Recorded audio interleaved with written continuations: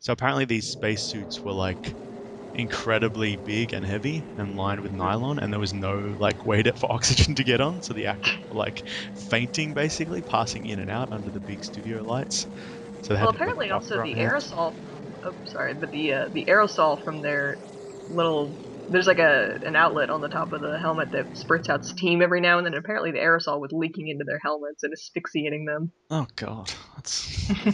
I mean, sometimes you think acting's easy, but man, these guys go through the ringer, getting entrails thrown on them.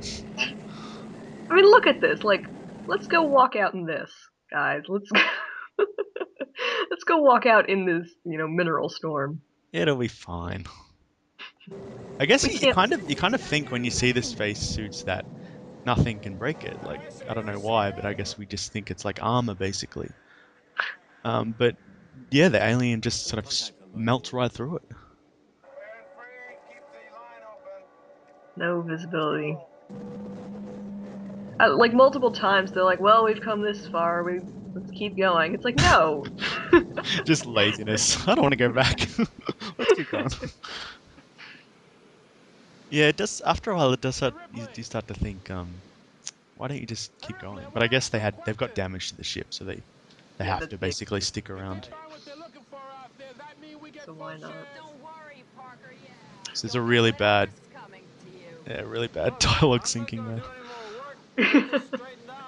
Yeah, the sound mixing is pretty awful in some of these scenes. Yeah, it's weird because this is the director's cut. You think they'd this is where they'd work all of that out. Oh, So the acting. Go on. so apparently the director's cut was it's actually shorter I think than the theatrical cut, and it Really? was I think made for the 2003 DVD release, like the 25th anniversary or something, Right.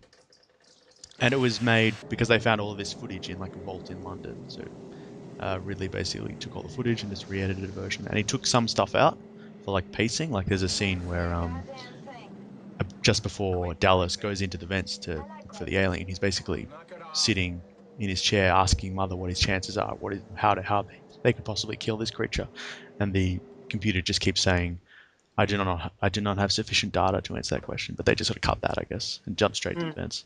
So there's a few scenes they cut and a few things they added, and there's a few like alternate takes apparently. So it's more like an alternate version than like an extended version. It's not like Blade Runner where there's 12 different versions of the movie. But yeah, Blade Runner's got heaps of versions.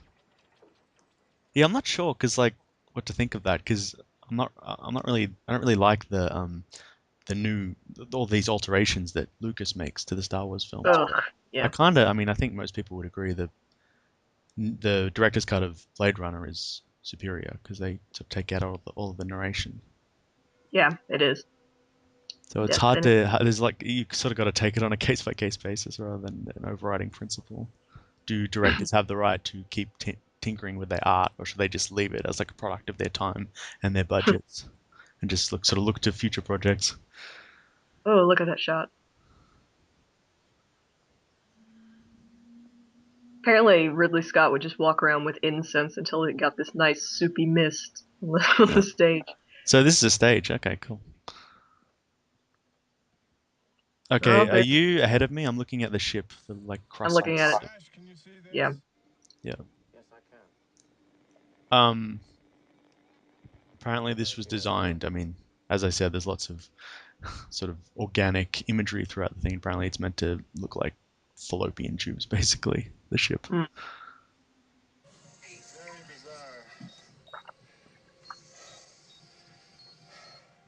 I like the grainy, sort of handheld cam footage. I don't know. It somehow adds authenticity to it. Yeah. Apparently, they couldn't get the because it's a scale model and they couldn't get the camera down low enough to get a good shot of the ship. So he got a handheld, got it down low, and then to make it look like this, he just ran it through a TV monitor. Right, yeah. I like how he says we have to go on. It's really weird.